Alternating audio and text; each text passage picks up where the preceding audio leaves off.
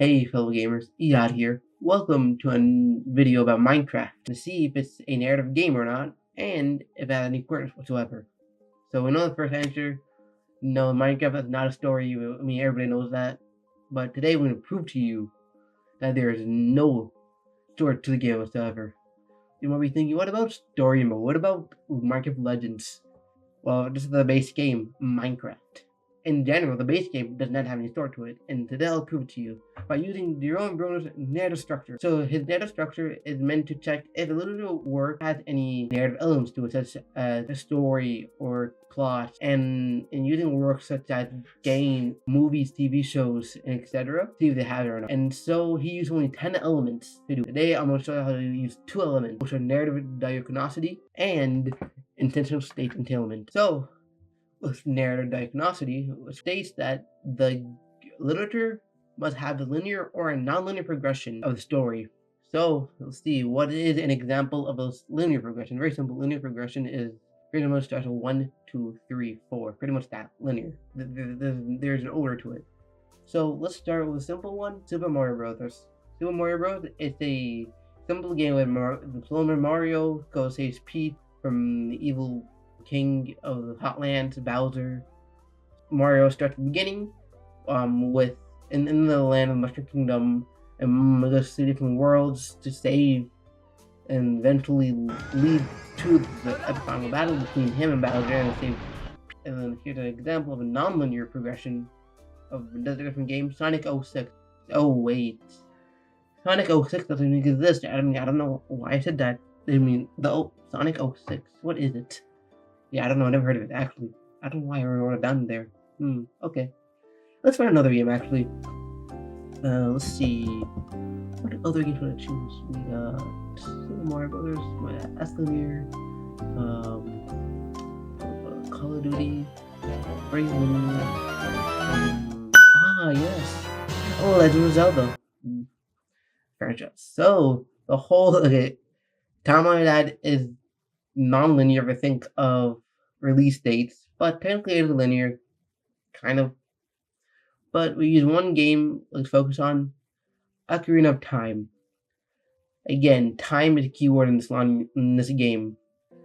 So at the beginning of the game, we start with young Link, in the Quark Forest actually, and you start off with young Link. Eventually, the beginning to around near the middle. I think in the 1/4 of the game is pretty linear because you find 3 stones, and then that unlocks the Temple of Time, right?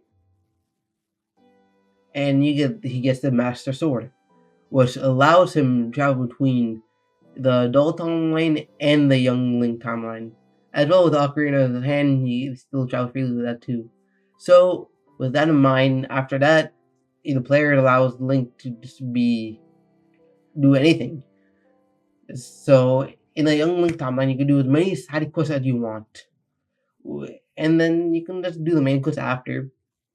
There's no stopping you from not doing the main quest, right? Or nor side quest. You can just continue the side quest without hurting your progression of the main story. In Young Link's timeline, if you go to that timeline, there are dungeons. Most Legend of Zelda dungeons are linear in a way where you have to fight dungeons that is, straight. Dungeon 1 has, then you defeat the room, go to the next dungeon, defeat the room, go to the next dungeon, go to the next dungeon, next one, till the last dungeon, right? So, but here you can go to any of the dungeons in any order you want. It won't affect the progression of the story at all. And it still progresses you to the final battle of the game, which is fighting Ganondorf. Alright, let's look at the good old lucky game of Minecraft. How does that have any linear or non-linear story to it? First of all, think about the boss. As I said before, both Legend of Zelda and Mario had a final boss, Bowser and Ganondorf. And usually after a final boss, the game will then roll credits and then show you the main menu and all that stuff, right? Now Minecraft. What do you think the final boss is? People will technically say, oh, it's Ender Dragon. Well, in the game files, it doesn't say that. It says, it shows that Ender Dragon technically is a mob, an entity, a regular entity or a mob in the game. There's no special folder saying, "Oh, it's the final boss," or it's not even an own folder called bosses folder, where it'll show all the bosses of the game. Like maybe most games will have like a separate folder for bosses, separate folder for neutral NPCs or animals, all that stuff. Minecraft does not have that type of thing. And then in the game, when you defeat the Ender Dragon, the game still continues on. You go into the end portal and you continue to play the game as normal. There you can also respawn the Ender Dragon, meaning Ender Dragon technically is not the final boss because there is no final boss. You can continue to play the game even after you can kill the Ender Dragon like 10 or 20 more times without the restriction story game is. The restriction that once you do the game, you have to, if you're going to defeat the other bosses again, you might have to go and do a replay or do the whole game all over again, which many, even at the beginning of the game, there's nothing to do with the character that you play as Steve. There is no backstory. There's a beginning story to what Steve is, who he is, where he came from. So that will lead us to the next narrative element, intentional state entailment.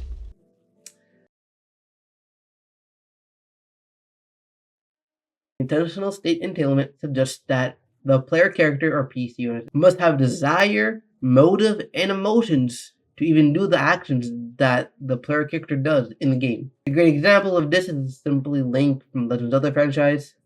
He's usually quiet, not his specialty, but he has motives and desires, likes and dislikes, as anyone in the real world will have too, right? And so, with one of his biggest motives and desires in these games are protecting the kingdom of Hyrule from Ganondorf, protecting the princess, and helping her defeat Ganon as well. And with our blocky boy Steve, he is blank. He is a blank slate. He has no brain cells, he has no brain, he has no mind, he is nothing. And since there's no official backstory, nor are there any motives in desire that will make Steve do what he does, so the player, can give it life and desire of what we want. Like, great example is of this, like, I'm a nice person, right? I might act nice in the game of Minecraft, or I might want to, if I like to go and build stuff with computers. I'm gonna build stuff with redstone, And then another thing, customized character with its name and clothing it wears. So character customization, right? So from great examples is my own character, Minecraft character. Its name is Canadian underscore gamer. That's the name I give my character. And the skin, I replaced the classic Steve blue shirt and pants with a hoodie and a black pants and brown hair too, and dark brown eyes, And so pretty much, yeah, you can customize the skin too. So this shows that not only does Steve is used with an actual player, there is not even a story for Steve to follow or do. Then this proves that Minecraft does not have a story. Now, let's talk about queerness. Alright, so, since there is no intentional state entailment, what about queerness? Well, there is a queerness in the game, kind of in a way, because think about it, again, since it's an open world and sandbox, you can do whatever you want with the character. You can burn villages, you can enslave them, you can abuse the baby villagers, you can do whatever you want in the game, or even be queer for no reason at all. And it's true. Like a great example. I don't know a great example of this, but actually something funny. I asked one of my friends to make a maid dress for me or a Minecraft skin. Here it is. This is very beautiful indeed. It is so majestic. I love it. I really do. Anyway, pretty much the game itself has no queerness, but you could implement it into the game, with mods or even customizing your Minecraft skin to be queer somehow. So technically, Minecraft ain't gay, but you are pretty gay.